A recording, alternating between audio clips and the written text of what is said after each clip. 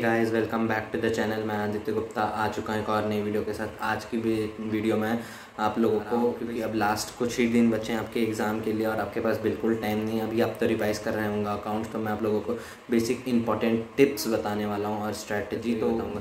पहले तो आप देखिएगा जो अपने इंपॉर्टेंट क्वेश्चन मार्क कर रखे हैं क्या बोलते हैं, हर सब्जेक्ट के हर चैप्टर पे जो आपके वीक हों, हार्ड हो, जो भी चैप्टर आपने जितने पढ़े हैं वो सारे के सारे जितने भी आपने पढ़ रखे हैं उन सारे के सारे चैप्टर्स का इंपॉर्टेंट क्वेश्चन जो मार्क किए उसको ज़रूर एक बार देख के जाइएगा, पढ़ के जाइएगा।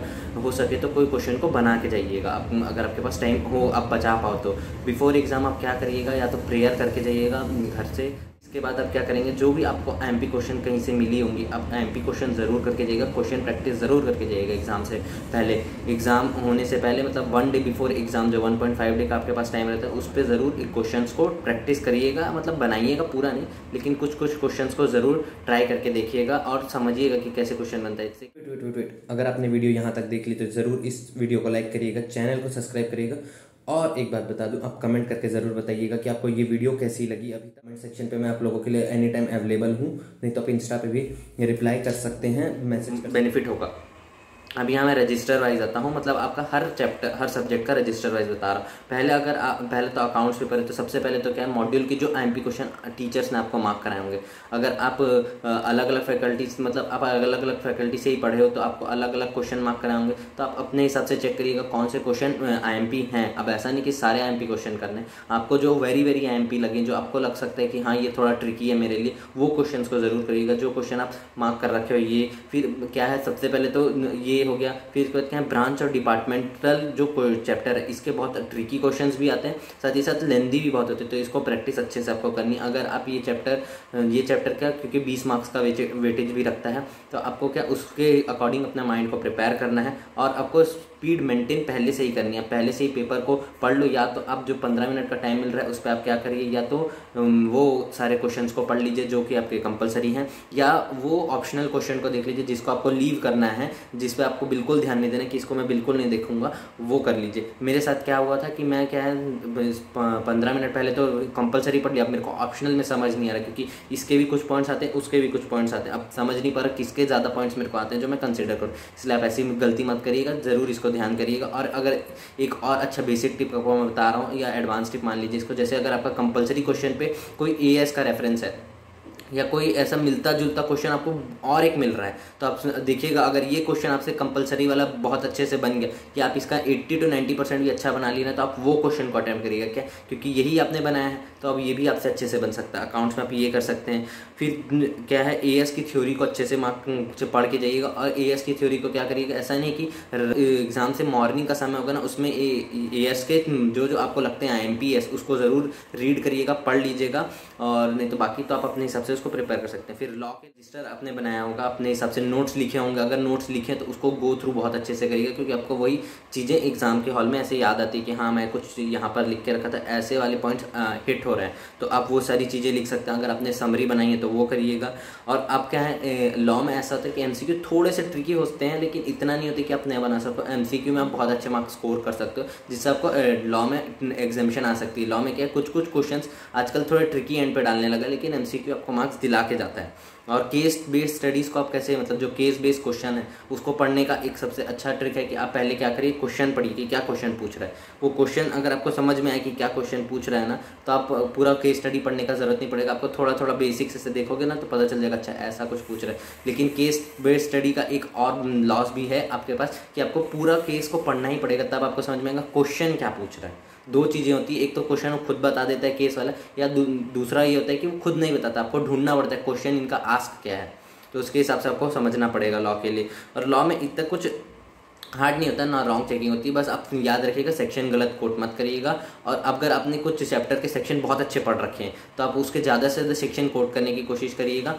अगर कोट कर पाए तो उसी अगर आंसर पे आ रहे हैं। जैसे आपका प्रमोटर वाला कॉस्ट पे मैं एक सबसे एमपी टिप बता रहा हूँ कि आप क्या करिएगा, वो जो आपका थ्योरी पार्ट अगर आप छोड़ के जा रहे हो तो थ्योरी जरूर करके जाइएगा, लाइफ सेवर होता है। कुछ ना सही से कुछ तो मार्क्स दिलाता है। अगर देखिए आपको प्रैक्टिकल में नहीं आता कुछ भी, तो आप ऐसा तो नहीं कर सकते कि इसको छोड़ देते। अगर थ्योरी थोड़ा बहुत भी आता है, आप थोड़ा बहुत भी लिख के आते हो ना, तो आपको 5 में से 2 मार्क्स तो दे देगा।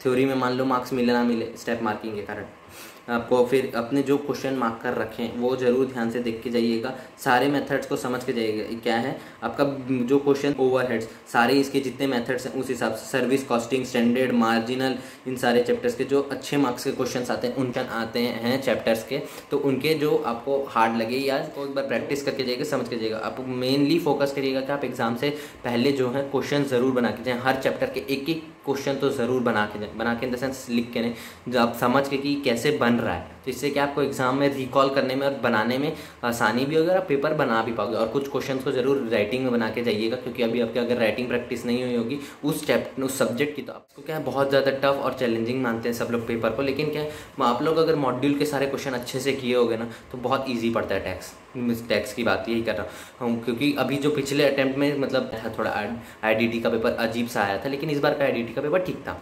आप क्या कर सकते हो कि जो 14 मार्क्स के क्वेश्चन है ना उसको स्किप कर दो, पीजीबीपी के क्वेश्चन को स्किप कर दो, उसके बाद जाओ बाकी के क्वेश्चंस को पढ़ने, क्योंकि पीजीबीपी का क्वेश्चन आप एंड में पढ़ सकते हो, कंपलसरी है। अब उस पर भी प्रेशर आ जाता है, अगर आप मान लो पीजीबीपी का क्वेश्चन थोड़ा ट्रिकी एंड पे आ गया तो आपको प्रेशर आ जाएगा।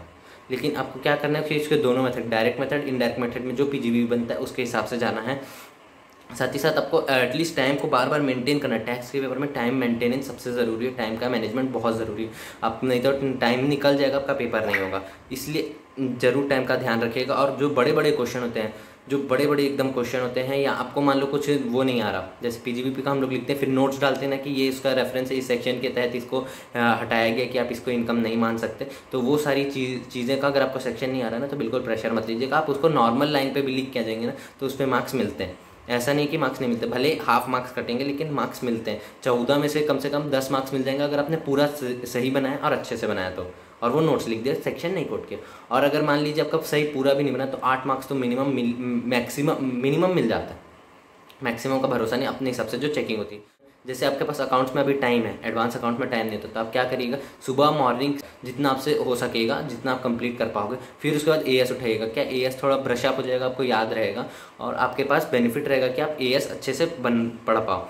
फिर इसके बाद क्या आता है, ऑडिट।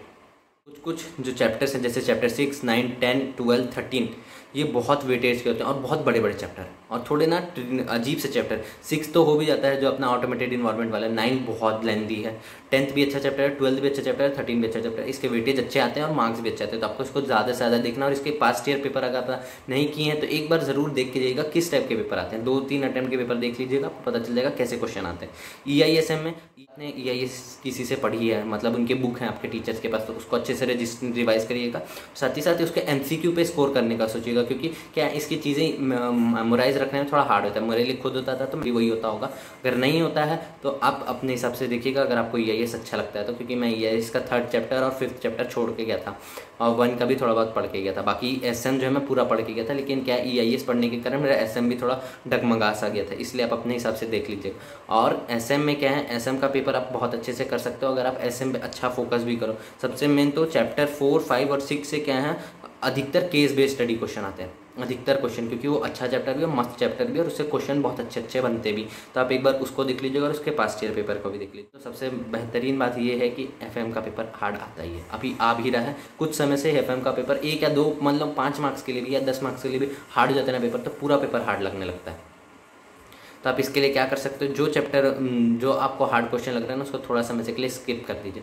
क्योंकि मेरे साथ भी हुआ था, वो 5 मार्क्स का एक क्वेश्चन आया था, 1D था या 1C था, वो पेपर में ऐसा हार्ड था ना मेरे से बन ही नहीं रहा। अब मैं बहुत देर उस पर, मेरे को याद आ रहा है क्या करूँ, कुछ तो है नहीं बनाने लायक। मैं जैसे जैसे बनाया उसको, फिर मेरा उसके कारण एक क्वेश्चन छूट भी गया, एक क्वेश्चन आधा बना, लेकिन इको में पूरा बना के गया, क्योंकि इको बनाने के बाद मैं FM में घुसा। इस बार इको में क्या था कि जो ग्रॉसरीज होती है अपनी इको की बुक के लास्ट पे, उससे भी क्वेश्चन आया था। अब वो तो कोई पढ़ता नहीं, मैं खुद नहीं पढ़ा था, लेकिन इस बार आप जरूर ध्यान से देख के जाना वो ग्रॉसरीज को पढ़ के, ठीक है। और इको का क्या है, आप इको का ना मतलब कहीं से भी पढ़ो, अगर आपको कॉन्सेप्ट याद है ना तो आप कुछ भी नहीं मतलब कॉन्सेप्ट लिख के आओगे ना तो मार्क्स मिलता है इको पे। इको का यही है। और FM में क्या आपको अंडरस्टैंड रखना है कि investment decision, capital structure, cost of capital, working capital, इनसे बहुत अच्छे अच्छे क्वेश्चन आते हैं। रेशियो के क्वेश्चन होते हैं थोड़े से ट्रिकी, एंड पे थोड़ा सा घुमाते हुए क्वेश्चन रहता है, लेकिन अच्छे क्वेश्चन रहते हैं, रेशियो के भी, डिविडेंड के भी, लिवरेज के। मतलब ये सारे चैप्टर्स को मैं कवर कर रहा हूँ क्योंकि FM अच्छा सब्जेक्ट भी और साथ ही साथ बहुत मार्क्स भी कैरी करता है हर चैप्टर का। थोड़ा सा बस ट्रिकी विकी कर देता है तो हम लोग डरती। तो यही सारे कुछ थे आज मतलब आपको आज की मेरी वीडियो कैसी लगती है ज़रूर बताइएगा। वीडियो को लाइक करिएगा, चैनल को सब्सक्राइब करिएगा और अपने दोस्तों तक फैला दीजिएगा, क्योंकि आपके पास टाइम बचा नहीं है और ये वीडियो ज़रूर आपके लिए हेल्पफुल होगी, मेरा मानना है। आपको जो भी नीड पड़ेगी आप कमेंट सेक्शन में मेरे से कनेक्ट कर सकते हैं, मैं आपकी ज़रूर हेल्प करूँगा। अगर आपको